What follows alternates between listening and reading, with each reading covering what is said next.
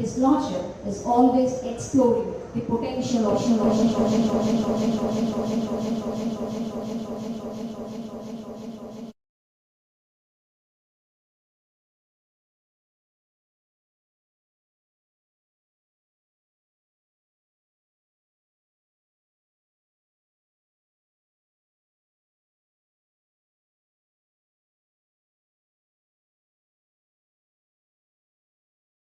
has taken the Indian judiciary to the international level. It is impossible to describe the manifold and multifaceted contributions made by His Lordship. With all humbleness, I now invite Honorable the Chief Justice of India to deliver the inaugural address.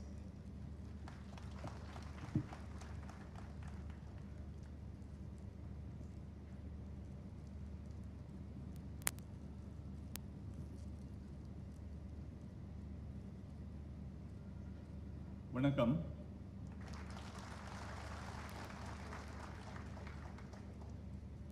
The Honorable Chief Minister of Tamil Nadu, Thiru M.K. Stalin,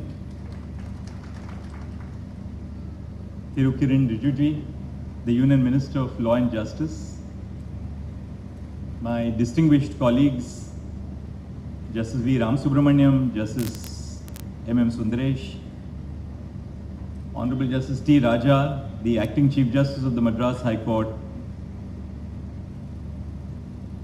Justice R. Mahadevan, Judge of the High Court of Madras, and all the colleague judges of the High Court, Thiru P. Murthy, the Honorable Minister of Commercial Taxes, Registration and Stamp Law,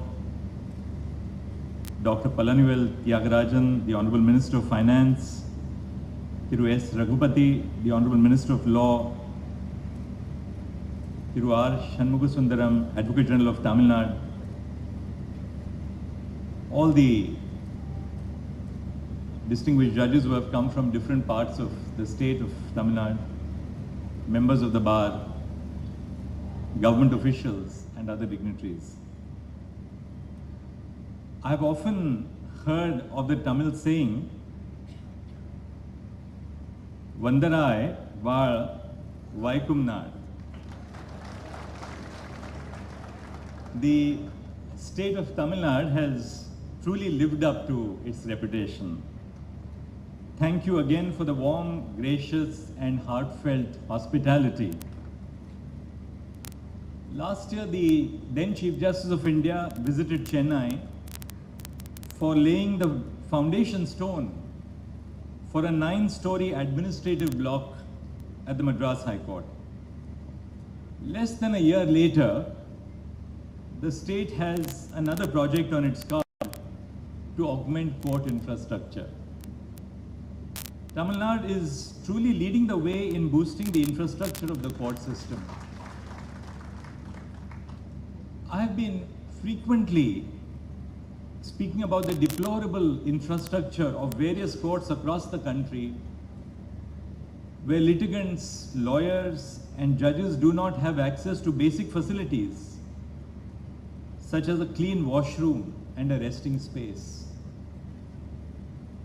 The courtrooms are cramped with no ventilation. The justice system is choked with the huge pendency rates, and so are the judges and lawyers inside in non-ventilated court hall. In most district courts in the country, there are no sanitary napkin dispensers for women lawyers. In many district courts in the country, there are no washrooms for lawyers and for lady judges, women judges. Studies have shown that a comfortable working environment enhances the work output. I hope that the administration consults all stakeholders and caters to their spatial requirements before commencing the construction of the building. When the former Chief Justice of India visited Chennai a year ago, Thiru M.K. Stalin put forward which the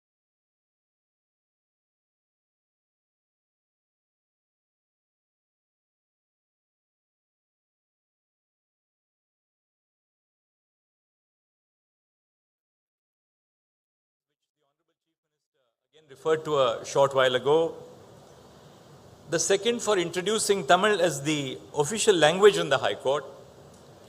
And the third, ensuring inclusivity as a principal factor in making recommendations for the appointment of judges. I would like to use this stage to speak to you about all the endeavors of the Office of the Chief Justice of India in addressing these three concerns. I have been striving to ensure access to the Supreme Court for lawyers and law students who do not reside in Delhi. I always say that the Supreme Court of India is not the Supreme Court of Tilak Marg, but it is the Supreme Court of the entire nation. We have introduced a hybrid system by which lawyers can appear before the Supreme Court both physically and virtually. This facility enables the seamless connection between a judge sitting at Tilak Marg in Delhi and an advocate residing in Melur or Virudhunagar. Additionally, we have started live streaming all Constitution bench cases. This provides students from government law colleges in Madurai or Trichy the opportunity to watch Supreme Court proceedings and to be educated about the way the law is evolved, developed by the Supreme Court.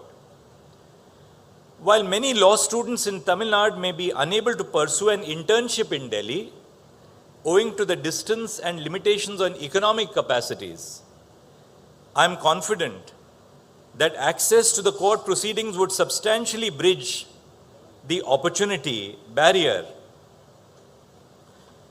I must share with you certain facts which may otherwise not be known. During the course of the COVID-19 pandemic, 2.62 crore cases were heard by the High Courts and the District Judiciary on video conferencing. 78 lakhs in the High Courts and 1.84 cases in the District Judiciary. The Supreme Court from 23rd March 2020 till 13th February 2023 heard 4,13,537 cases through video conferencing.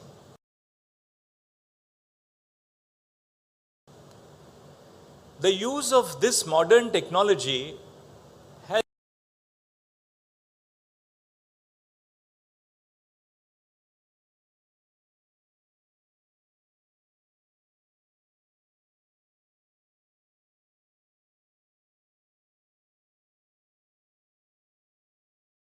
has enabled us to reach out to our citizens.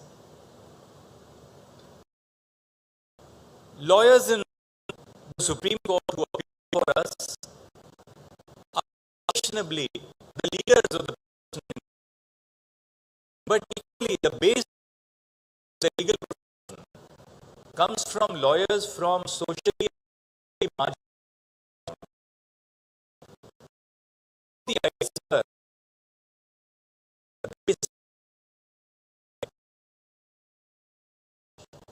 With lawyers from the district judiciary.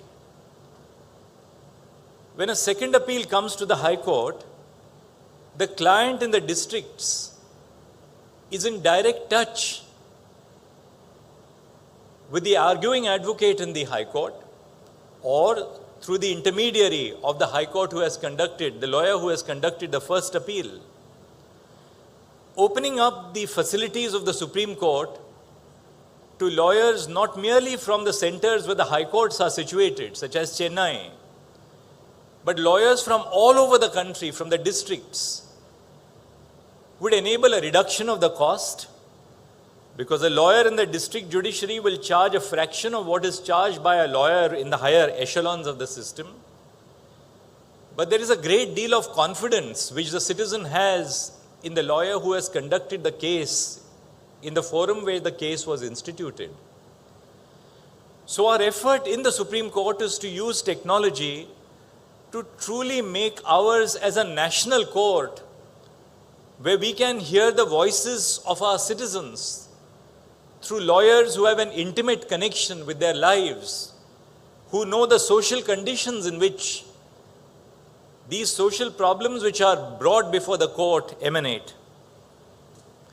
With respect to the second point of enabling the use of Tamil as an official language in the High Court, perhaps a constitutional amendment would be necessitated having due regard to the provisions of Article 348 of the Constitution.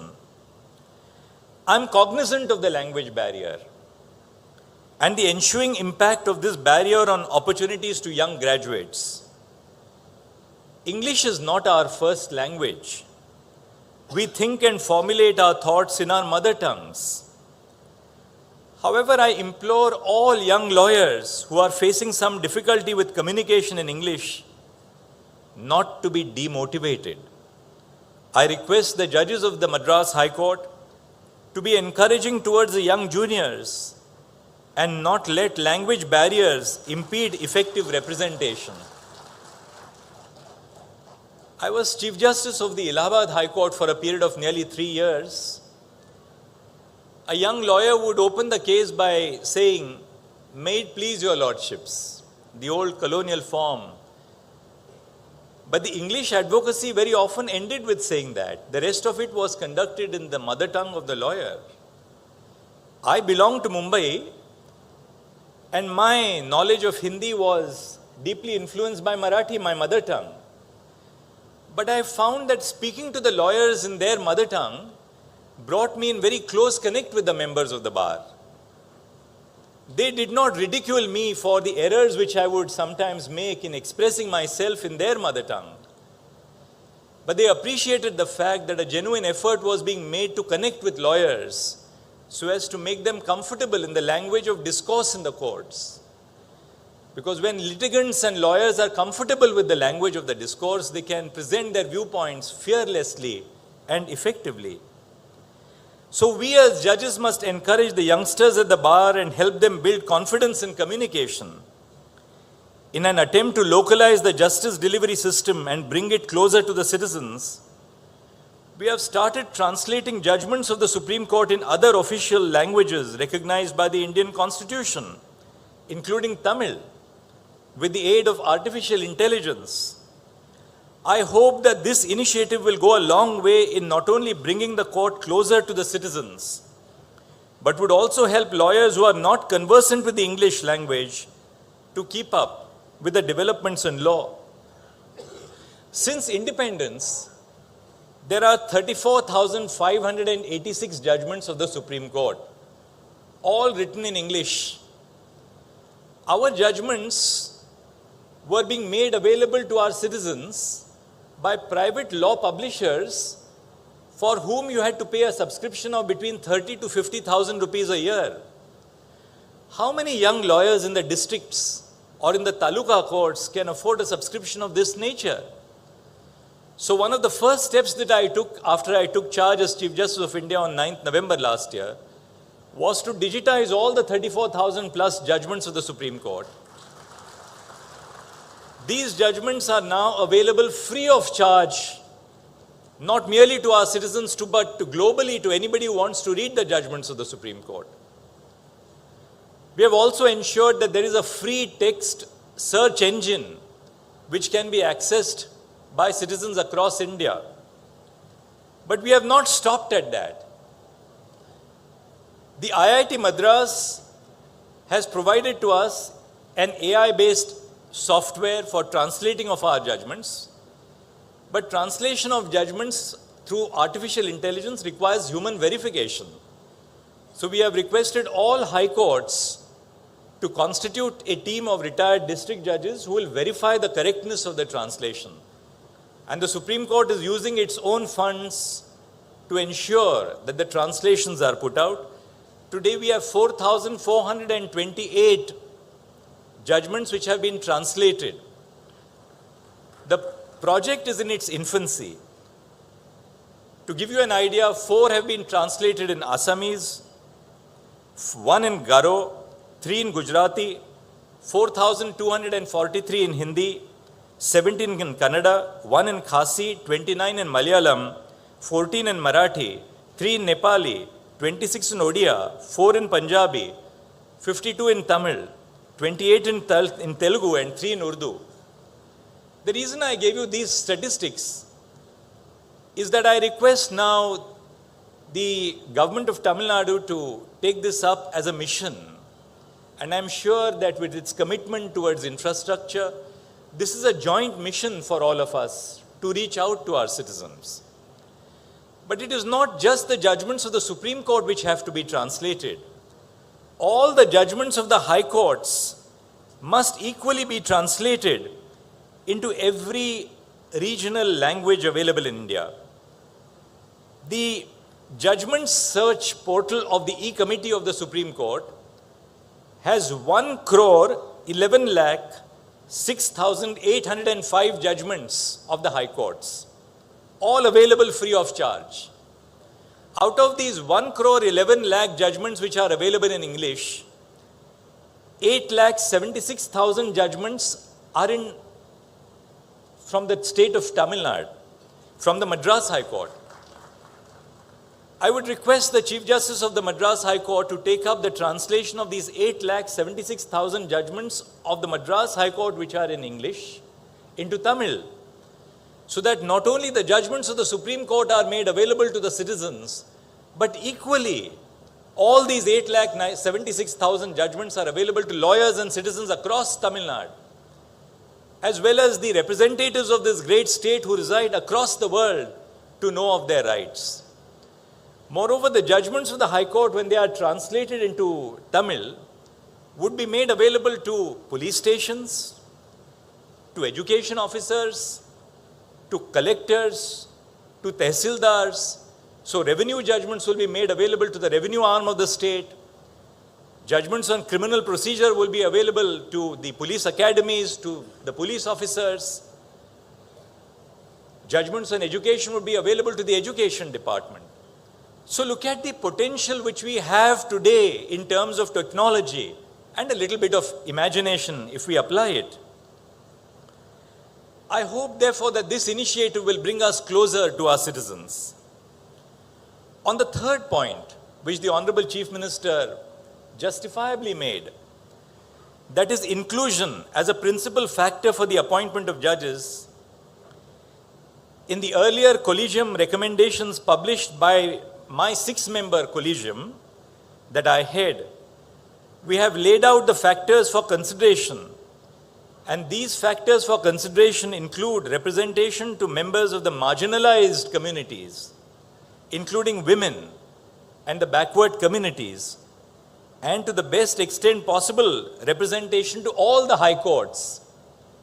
Because the Supreme Court, to my mind, is truly a Supreme Court which represents the nation. And we are making a conscious effort to ensure that different high courts, different regions of the nation find representation in the Supreme Court. I next turn to the lawyer community assembled here. But before that, I must share a small anecdote. When we started live streaming of our court proceedings, a distinguished member of our bar, who is also a member of Parliament, Mr. P. Wilson, interacted with me. He's a member of the Parliamentary Standing Committee attached to the Department of Justice, which visited the Supreme Court last year and again 2 days back to interact with us on legal aid schemes. And the learned member of Parliament shared with me that by allowing hybrid hearings, hearing lawyers from across the country, you are truly becoming a court for the nation. So that a lawyer sitting in Chennai, or for that matter anywhere in the state of Tamil Nadu, or from Orissa or West Bengal or Kerala or Maharashtra or Madhya Pradesh or UP can address us as judges of the Supreme Court. Now I turn to the lawyers community. I like to highlight 3 issues. First, there is a need to enhance the entry-level pay for junior lawyers. I am told that the entry-level pay in Madurai for young law graduates is somewhere between rupees 5,000 to rupees 12,000 per month. Such poor pay disproportionately impacts members of the marginalized communities, such as the scheduled castes and the scheduled tribes, and women. The impact of this or the impact of which is that it takes the form of an entry-level barrier and forces young graduates to take up other work unrelated to their branch of study just to make ends meet. The law does not become a primary profession for young entrants because they don't make enough money in their chambers. The usual defense by recruiting chambers for such low pay is that the first few years of a young associate's career is a learning stage where the senior mentors them. I would request the senior members of the bar, please shed this paternalistic approach. Today's youngsters are sharp, hardworking, and hungry for work. Interact with them about their approach towards the law. I have 5 judicial clerks, all of them first-time lawyers with no connection in the legal profession in their families. One of them, a woman lawyer, is from Madurai. She comes from an agricultural family. But the benefit of women's education in the state of Tamil Nadu, she went to a national law school and now has come to work with the judge of the Supreme Court. Another sister has become a doctor and has gone abroad to pursue higher education. So that shows you the power of women's education. You will be spellbound by the fresh approach that young lawyers bring to the table. All I ask of senior lawyers is to trust the youngsters of the bar.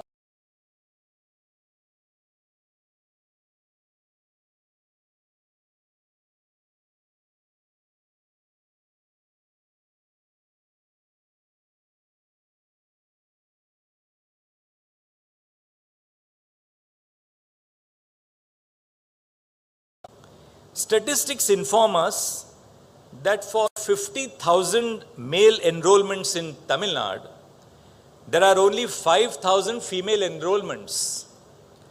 The legal profession is not an equal opportunity provider for women, and the statistics are the same all over the country.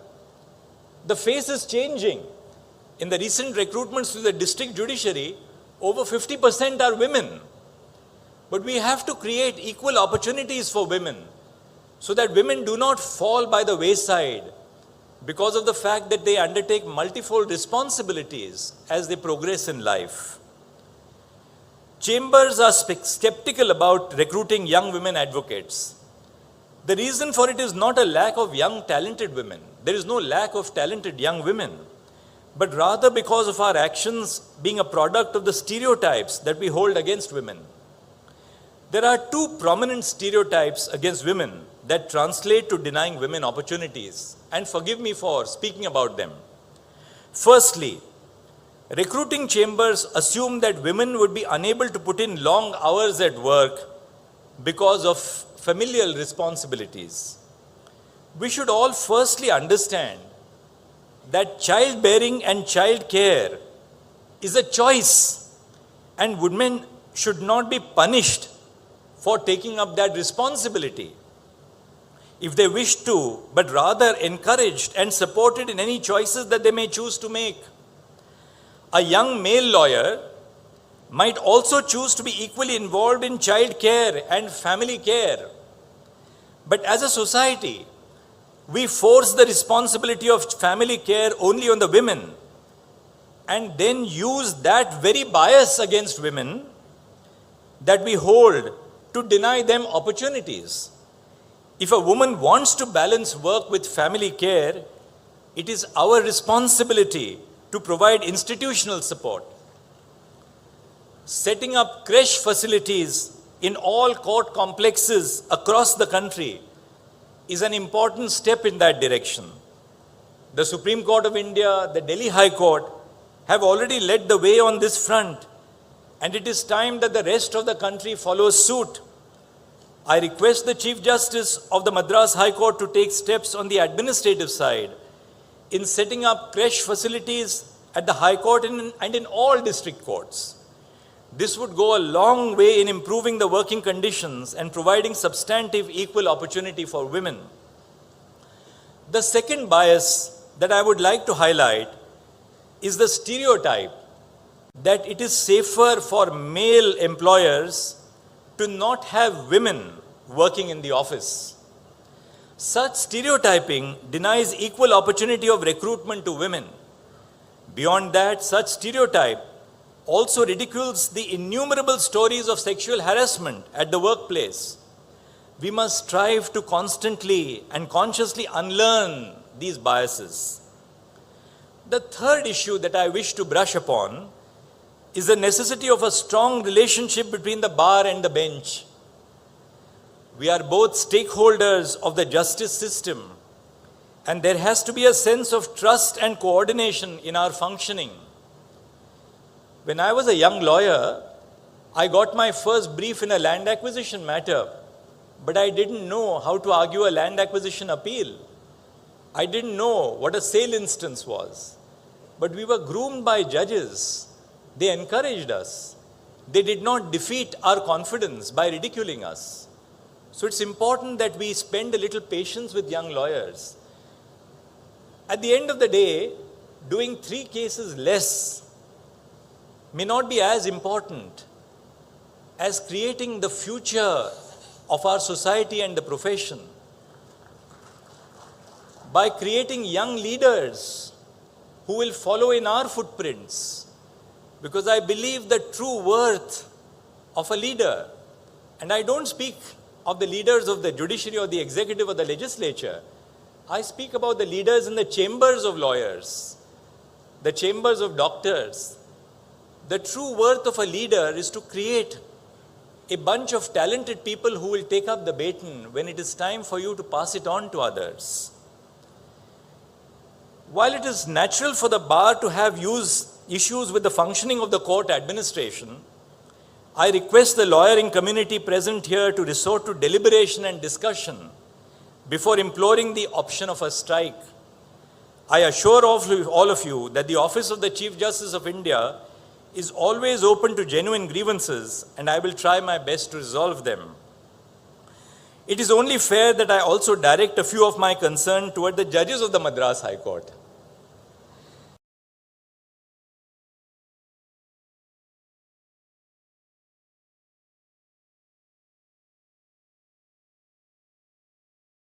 Judges of the Supreme Court are slightly older than you,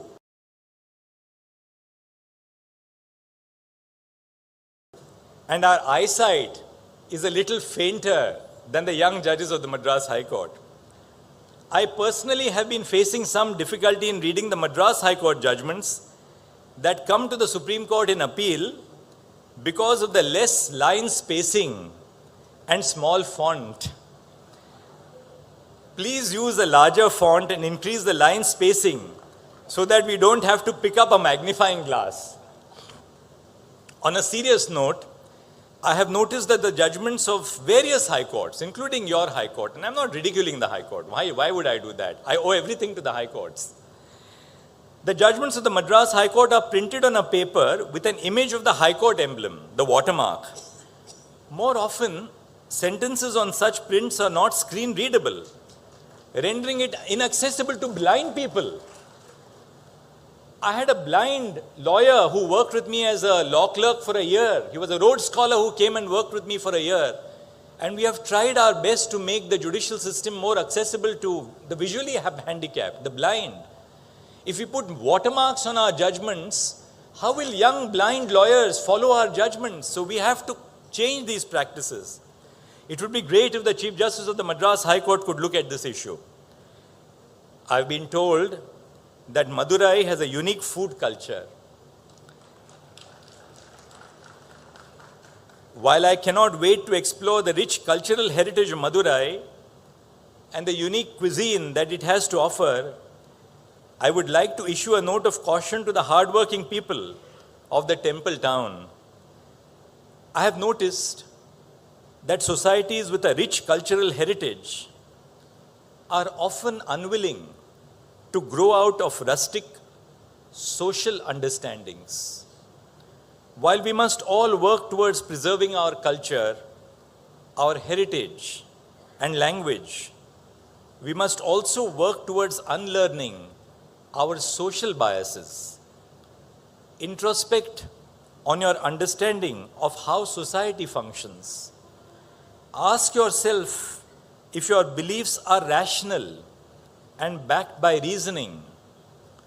Open up your mind, your thoughts, and your expression. Learn and unlearn your beliefs based on the caste system, gender, disability, and sexual minorities. For it is only a rational society that would be remembered centuries later.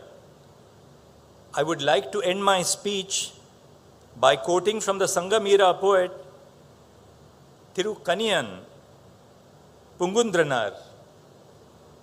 His poem, Yadum Ure Yavarum Kelir,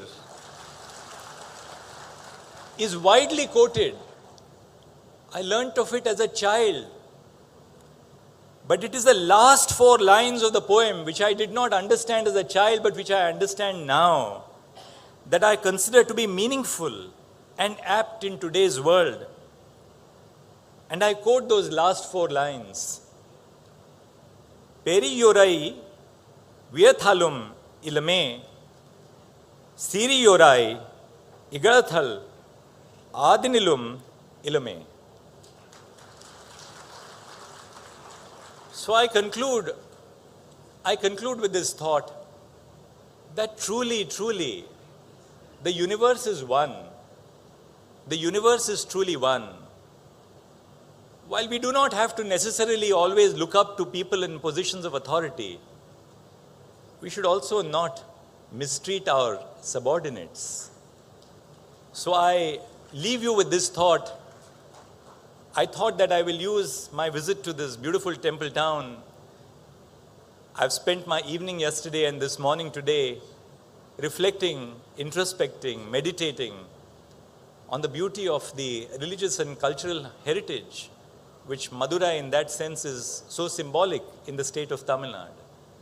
But more than that, not as an outsider, in so many which ways I believe that my parent, which is the state of Maharashtra and Tamil Nadu, have so many common traditions.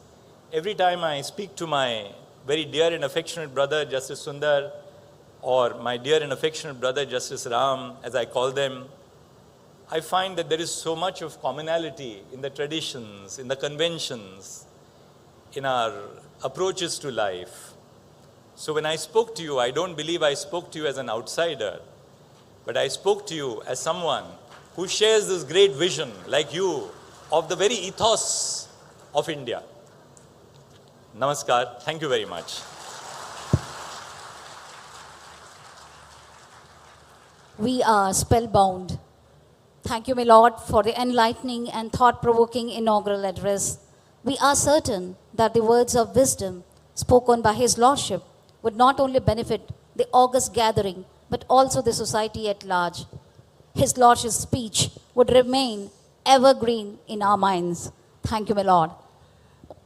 May I request Honorable Thiru Justice R. Mahadevan, Judge, High Court of Madras, with all humbleness, to kindly deliver the vote of thanks.